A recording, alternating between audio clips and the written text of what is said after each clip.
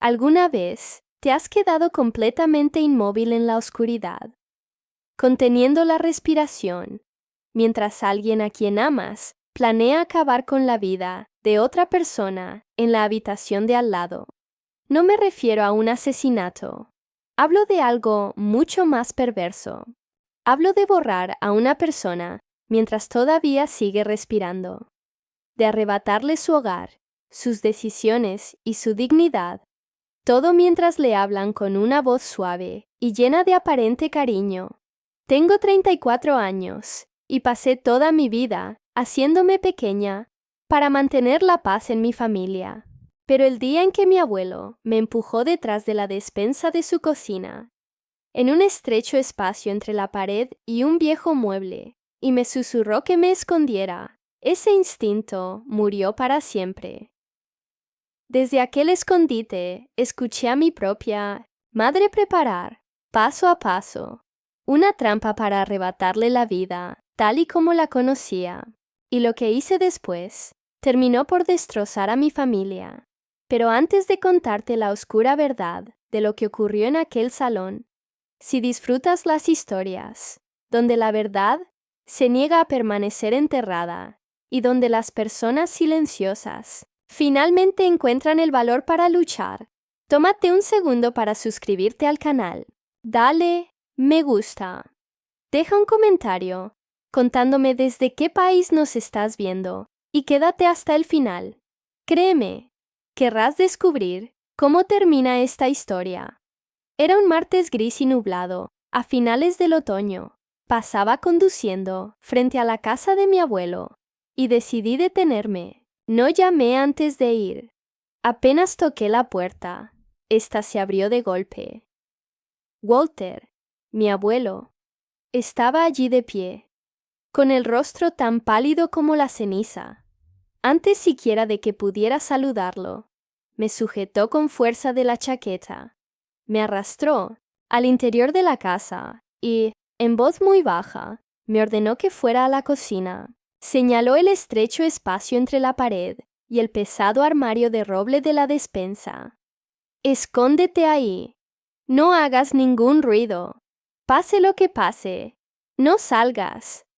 Sentí un escalofrío recorrer todo mi cuerpo. No parecía un anciano que hubiera perdido el juicio.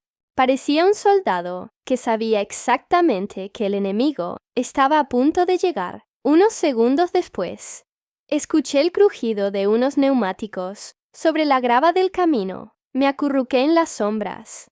Aquel rincón olía a madera húmeda y a café viejo. Mi corazón golpeaba con tanta fuerza contra mi pecho que estaba convencida de que cualquiera podría escucharlo.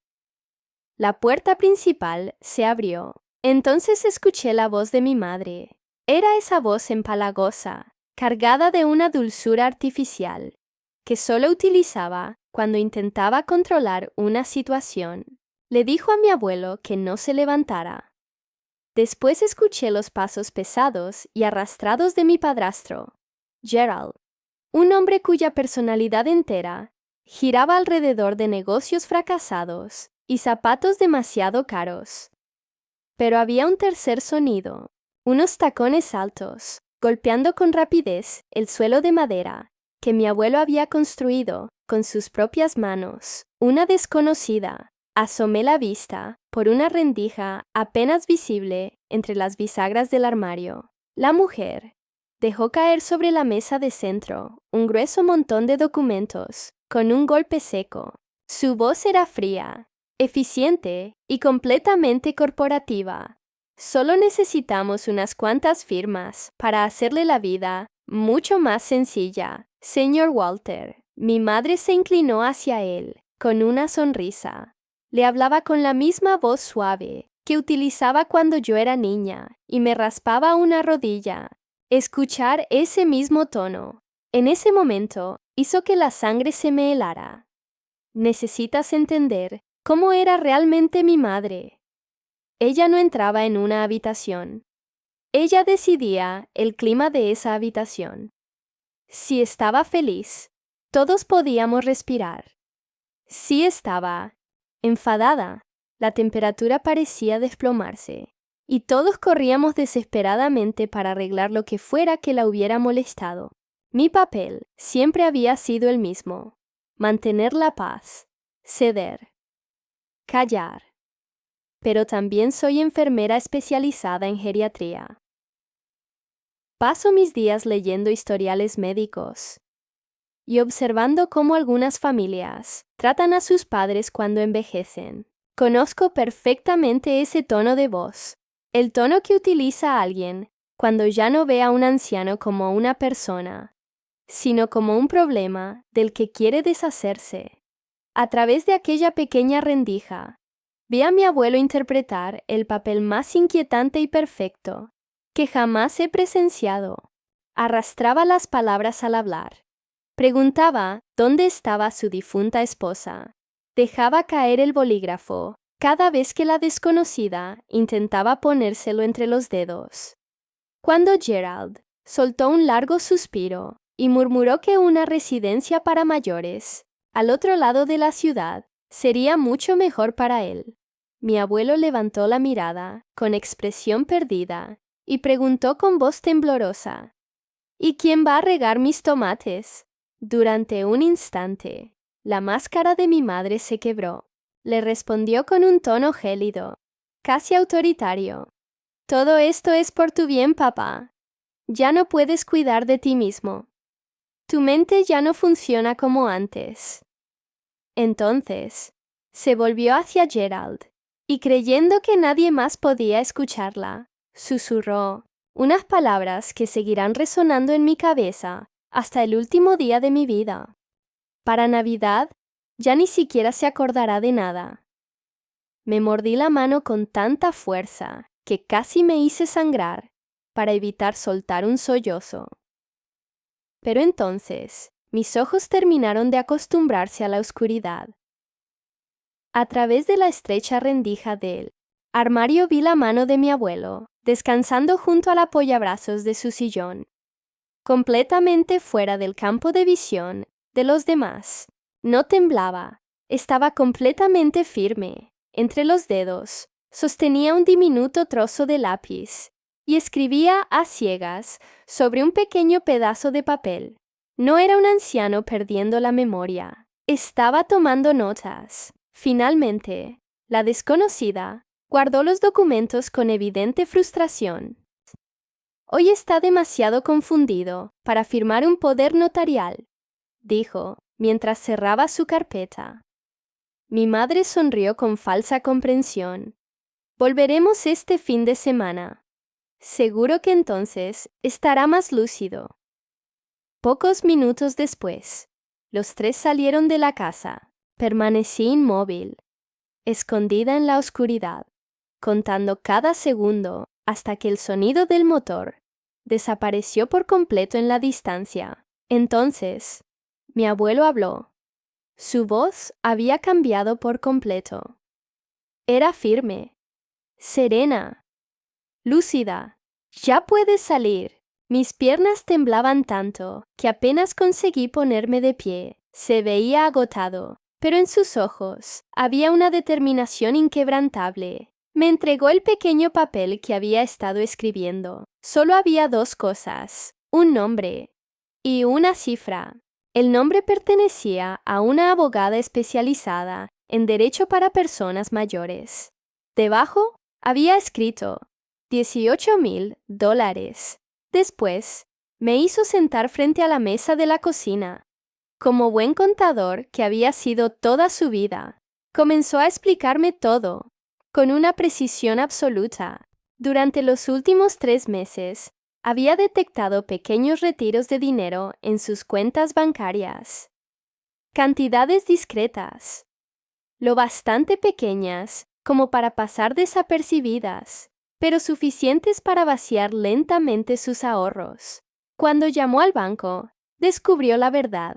Mi madre había aprovechado un momento de vulnerabilidad para convencerlo de autorizar a Gerald como usuario de apoyo en la cuenta, supuestamente para ayudarle a pagar algunas facturas. En realidad, estaban saqueando su dinero. para cubrir las pérdidas de uno de los negocios fracasados de Gerald. Cuando mi abuelo comprendió que ya no solo iban por su dinero, sino también por su casa y por todo lo que había construido durante toda una vida, entendió que acusarlos directamente no serviría de nada. Si simplemente me lo hubiera contado, quizá nunca habría creído hasta dónde eran capaces de llegar. Necesitaba que yo lo escuchara con mis propios oídos. Necesitaba un testigo. Alguien que entendiera tanto la parte médica como la legal de lo que estaban intentando hacer. Aquella noche regresé a mi apartamento. No pude dormir. La vieja costumbre de guardar silencio para evitar la ira de mi madre seguía aferrándose a mí. Una parte de mí quería mirar hacia otro lado, dejar que todo ocurriera y convencerme de que no era asunto mío. Era exactamente lo que había hecho durante 34 años. Pero entonces, recordé la mano firme de mi abuelo, escribiendo en silencio, y recordé aquellas palabras. Para Navidad, ya ni siquiera se acordará de nada. Soy enfermera. No soluciono los problemas gritando.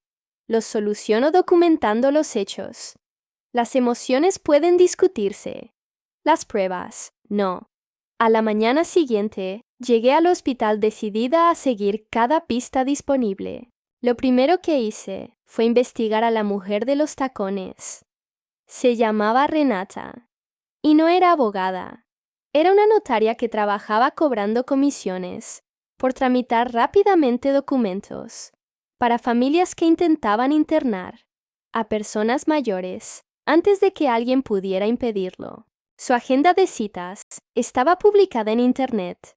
Al revisarla, encontré un enorme bloque de tiempo reservado para el sábado siguiente, el mismo sábado en que mi abuelo cumpliría 80 años. En ese instante, comprendí todo el plan. Mi madre no pensaba presionarlo en secreto. Había organizado una gran fiesta de cumpleaños. Había invitado a vecinos, familiares, amigos de toda la vida e incluso al pastor de la iglesia. Primero habría abrazos, después fotografías, luego el pastel. Y cuando todos estuvieran convencidos de que era una celebración llena de amor, aparecerían los documentos. Si mi abuelo firmaba delante de 40 testigos, todo el pueblo juraría que lo había hecho voluntariamente y con una sonrisa. Era una trampa psicológica casi perfecta. Pero mi madre cometió un error enorme. Olvidó a qué me dedico. Ella quería convencer a todos de que mi abuelo era incapaz de tomar decisiones. Yo decidí demostrar exactamente lo contrario antes de que pudiera intentarlo. Llamé a un colega, un geriatra muy respetado, conocido por realizar las evaluaciones cognitivas más rigurosas de toda la región.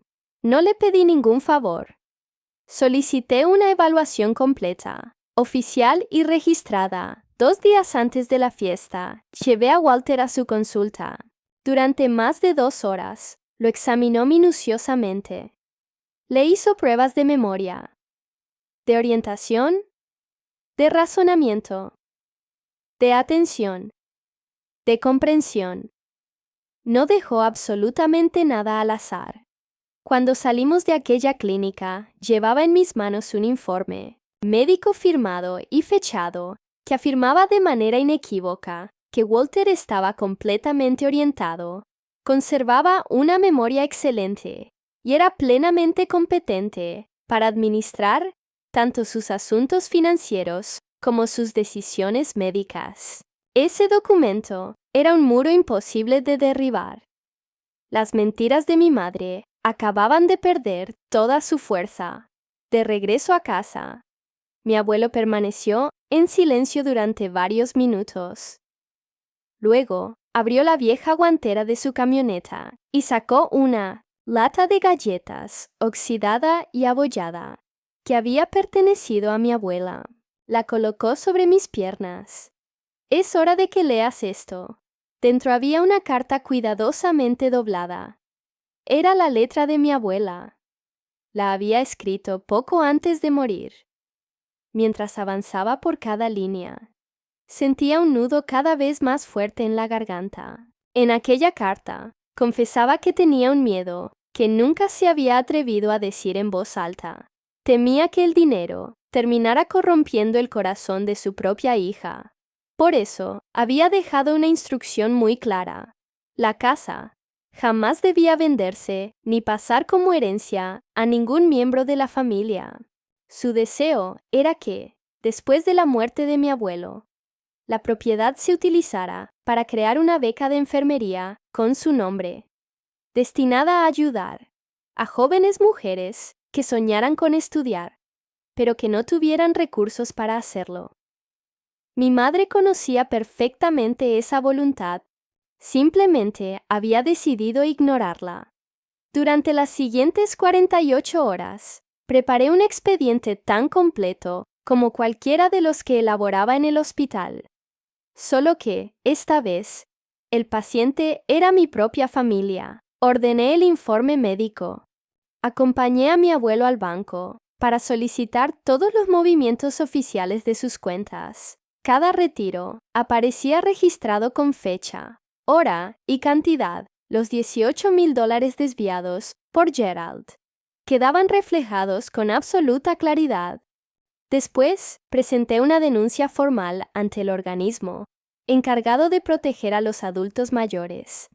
Me explicaron que abrirían una investigación, pero también me advirtieron que el proceso tardaría varias semanas. Nadie llegaría a tiempo para impedir lo que ocurriría durante la fiesta de cumpleaños. Si quería detenerlos, tendría que hacerlo yo. Mi madre debió notar que algo había cambiado. Aquella misma tarde, me llamó por teléfono. Su voz sonaba dulce, demasiado dulce. Conocía ese tono. Era la calma que precedía a la tormenta.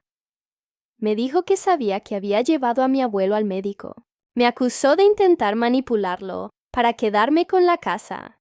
Y luego, utilizó el arma que había empleado durante toda mi vida. La culpa. Me dijo que estaba destruyendo a la familia, que era una hija egoísta, que una buena hija confiaría en su propia madre. Durante 34 años, esas palabras habrían sido suficientes para hacerme retroceder. Habría pedido perdón, habría guardado silencio, habría aceptado cualquier cosa, con tal de evitar un conflicto. Pero esa noche, estaba de pie en mi cocina, mirando la carpeta llena de pruebas irrefutables, y, por primera vez en mi vida, no sentí miedo, solo una calma fría y pesada. Le respondí con una única frase: quiero a mi abuelo.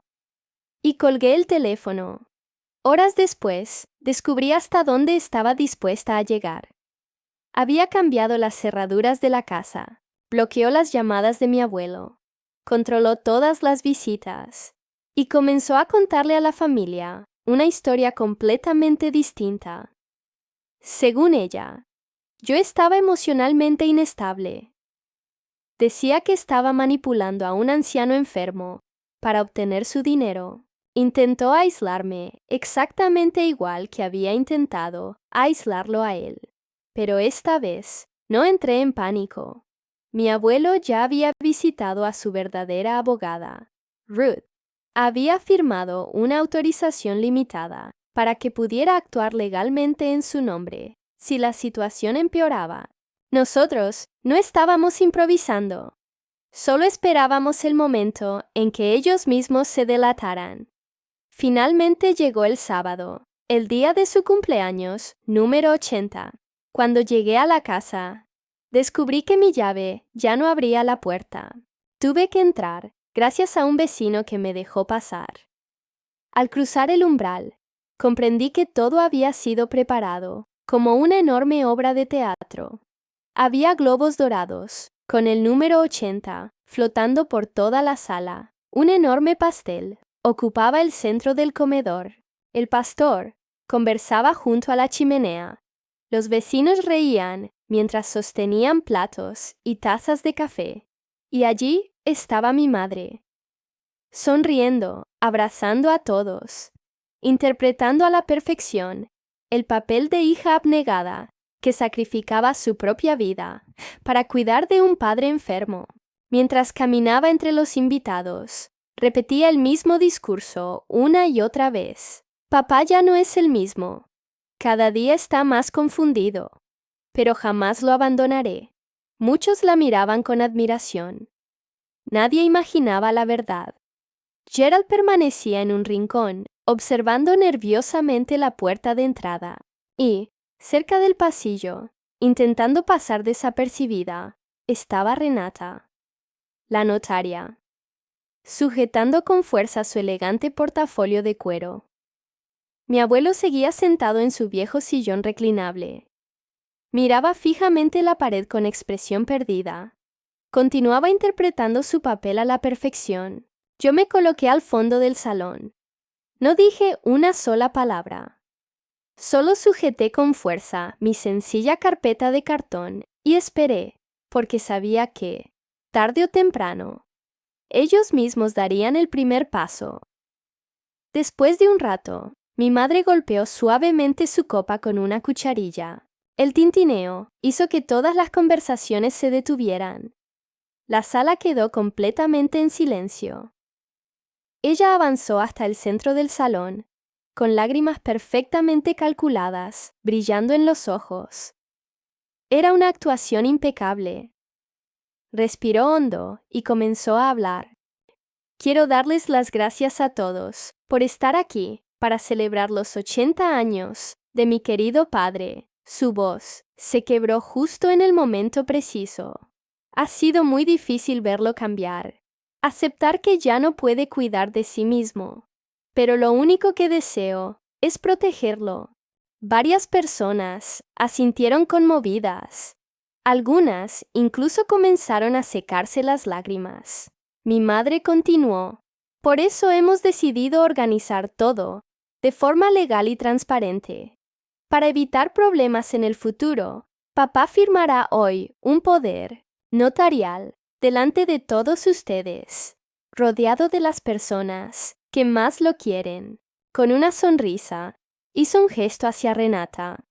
Ella es una especialista en transiciones familiares y nos ayudará con el procedimiento.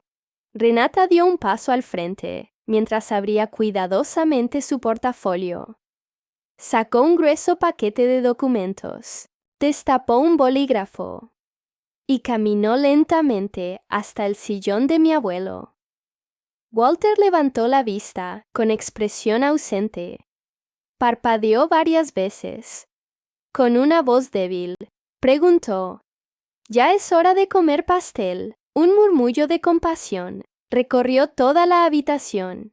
Era exactamente la reacción que mi madre esperaba provocar. Renata tomó la mano temblorosa de mi abuelo y colocó el bolígrafo entre sus dedos. Fue entonces cuando di un paso al frente. No levanté la voz. No grité, simplemente hablé con absoluta firmeza. Antes de que alguien firme un documento que cambiará la vida de este hombre para siempre, creo que todos los presentes deberían conocer algunos hechos. Toda la habitación giró la cabeza hacia mí. Mi madre se quedó inmóvil. La sonrisa desapareció de su rostro. Sus ojos se endurecieron de inmediato. Caminó rápidamente hacia mí y, con una voz apenas audible para los demás, me susurró entre dientes: «Siéntate ahora mismo. Estás haciendo el ridículo». La ignoré por completo. En lugar de responderle, me dirigí al pastor, después a los vecinos, o luego al resto de la familia. Abrí mi carpeta de cartón y hablé exactamente igual que lo hago cada día en la sala de urgencias, sin dramatismo, sin rabia, solo hechos. Saqué el informe médico, lo sostuve, para que todos pudieran verlo. Esta evaluación fue realizada hace 3 días por uno de los geriatras más respetados de la región. El informe confirma que Walter está completamente orientado. Conserva intactas sus capacidades cognitivas. y es plenamente competente para administrar sus bienes y tomar sus propias decisiones. Un murmullo de desconcierto comenzó a extenderse. Entre los invitados, mi madre abrió la boca, pero no encontró palabras. Saqué el segundo documento, los estados de cuenta del banco. Los coloqué sobre la mesa, justo al lado de los papeles de Renata. Señalé una serie de movimientos bancarios perfectamente marcados. Aquí aparecen $18,000 retirados durante los últimos 3 meses por Gerald, quien fue agregado como usuario autorizado de la cuenta bajo un supuesto pretexto de ayuda financiera. Varias personas comenzaron a inclinarse para observar los documentos. Continué hablando. Toda esta información ya fue entregada a las autoridades competentes. Existe una investigación oficial por posible explotación financiera de una persona mayor. El silencio se volvió insoportable. Los mismos vecinos que hacía unos minutos miraban a mi madre con admiración, ahora la observaban con una mezcla de incredulidad y horror. Entonces, dirigí mi mirada hacia Renata. Ella seguía inmóvil, sosteniendo el bolígrafo. Y una última aclaración. La señora Renata no es una asesora familiar. Es una notaria privada, contratada para autenticar documentos. No tiene autoridad para evaluar la capacidad mental de nadie. La palabra fraude todavía no había terminado de salir de mi boca cuando Renata reaccionó, cerró el bolígrafo, guardó apresuradamente los documentos dentro del portafolio. Ni siquiera intentó defenderse. Simplemente caminó hacia la puerta principal, tan rápido como pudo.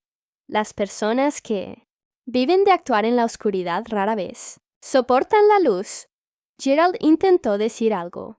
Abrió la boca varias veces buscando una explicación, pero en ese preciso instante una nueva voz resonó desde el pasillo. Le recomiendo que no diga una sola palabra más. Todos giramos la cabeza. Era Ruth, la verdadera abogada de mi abuelo. Entró con absoluta tranquilidad, sosteniendo una carpeta mucho más gruesa que la mía. Se acercó lentamente hasta Gerald y con una serenidad que heló la sangre de todos los presentes, añadió: cualquier declaración que haga a partir de este momento podrá ser utilizada en un proceso civil y penal. Gerald tragó saliva, su rostro perdió completamente el color, retrocedió hasta quedar apoyado contra la pared, como un animal acorralado que acababa de comprender que ya no tenía escapatoria. Y entonces llegó el momento que nadie esperaba. Mi abuelo apoyó ambas manos sobre los reposabrazos del sillón. Se puso de pie, sin ayuda, sin titubear, sin temblar. La expresión de confusión desapareció por completo de su rostro. Su espalda se enderezó. Su mirada era firme, clara, por consciente. Cambio fue tan repentino que varias personas dejaron escapar un grito ahogado. Era como si el anciano frágil hubiera desaparecido y en su lugar estuviera nuevamente el hombre fuerte que todos habían conocido durante décadas. Walter recorrió la habitación con la mirada. Observó a cada vecino, a cada amigo, a cada familiar. Finalmente habló con una voz segura. No he perdido la memoria. La habitación quedó completamente inmóvil. Hace meses descubrí que estaban robándome y desde entonces decidí fingir. Necesitaba que todos ustedes vieran con sus propios ojos hasta dónde estaban dispuestos a llegar. Miró directamente a mi madre. Pensaste que habías reunido a todos estos testigos para respaldar tu plan, pero hoy serán testigos de la verdad. Mi madre perdió el control. Toda la imagen de hija amorosa y sacrificada se hizo pedazos en cuestión de segundos. Su rostro se deformó por la rabia Comenzó a gritar. No negó haber tomado el dinero. Ni siquiera lo intentó. Lo justificó. Me lo merezco. Su voz retumbó en toda la casa. He sacrificado mi vida por esta familia. Todo lo que tiene es gracias a mí. Señaló a mi abuelo con el dedo. Siempre me controlaste. Siempre me hiciste sentir menos. Esa casa también me pertenece. Las lágrimas corrían por su rostro, pero ya nadie las veía como lágrimas de dolor. Eran lágrimas de furia, de frustración, de codicia. Continuó, gritando delante de todos, del pastor, de los vecinos, de nuestros familiares. Insultó a su propio padre el mismo día en que cumplía 80 años. Yo no respondí, no hacía falta. Las pruebas ya habían hablado. Solo permanecí de pie, observando cómo ella misma destruía la máscara que había llevado durante tantos años. Cuando finalmente se quedó sin voz, el silencio volvió a llenar la habitación. Saqué el informe médico una vez más. Lo dejé con calma sobre la mesa de centro. Después la miré directamente, a los ojos, y repetí las mismas palabras que ella había pronunciado días antes. Dijiste que para Navidad ya no recordaría nada. Hice una breve pausa. Pues va a recordar esta Navidad otra pausa. Y todas las Navidades que vengan después. Nadie dijo una sola palabra. El pastor caminó lentamente hasta donde estaba mi madre con enorme serenidad. Apoyó una mano sobre su brazo. Creo que lo mejor será que te marches. Ella levantó la vista y recorrió toda la habitación buscando un rostro que la apoyara, uno solo. No encontró ninguno. Los vecinos evitaban mirarla. Los familiares mantenían la cabeza baja. Incluso Gerald permanecía inmóvil, incapaz de acercarse a ella. Por primera vez en su vida, estaba completamente sola, sin decir una palabra más. Caminó hacia la puerta principal. Salió de la casa dejando atrás los globos dorados, el pastel de cumpleaños y todo aquello que había preparado para su gran espectáculo. Gerald la siguió unos segundos después, con la cabeza agachada. Cuando la puerta se cerró, un profundo silencio invadió la casa. Mi abuelo respiró lentamente, miró a todos los presentes y, con una pequeña sonrisa, rompió la tensión diciendo: «Bueno, ¿quién quiere un poco de pastel?». Las risas nerviosas comenzaron a llenar la sala. La pesadilla por fin había terminado. Las consecuencias llegaron rápidamente. El Estado revocó la licencia de notaria de Renata. Mi madre y Gerald recibieron una orden que les prohibía acercarse a las finanzas de mi abuelo. Gracias al trabajo de Ruth y a la presión legal ejercida contra el banco, lograron recuperar la mayor parte del dinero robado. Mi abuelo tomó una decisión que sorprendió a muchos. No presentó cargos penales contra su propia hija. Dijo que expulsarla para siempre de su vida era un castigo mucho más duro que cualquier condena, y en un pueblo pequeño. Tenía razón. Muy pronto todos conocieron la historia. Mi madre pasó de ser vista como una hija ejemplar a convertirse en la mujer que intentó despojar a su propio padre de todo lo que tenía. Pondo Walter sigue viviendo en la casa que construyó con sus propias manos. Cada mañana cuida su jardín y riega sus tomates con la misma tranquilidad de siempre. La beca de enfermería que mi abuela soñó ya quedó protegida legalmente, y algún día ayudará a jóvenes estudiantes a cumplir sus sueños. En cuanto a mí, dejé de vivir intentando mantener la paz a cualquier precio. Comprendí que guardar silencio frente al abuso nunca es un acto de amor. Es complicidad.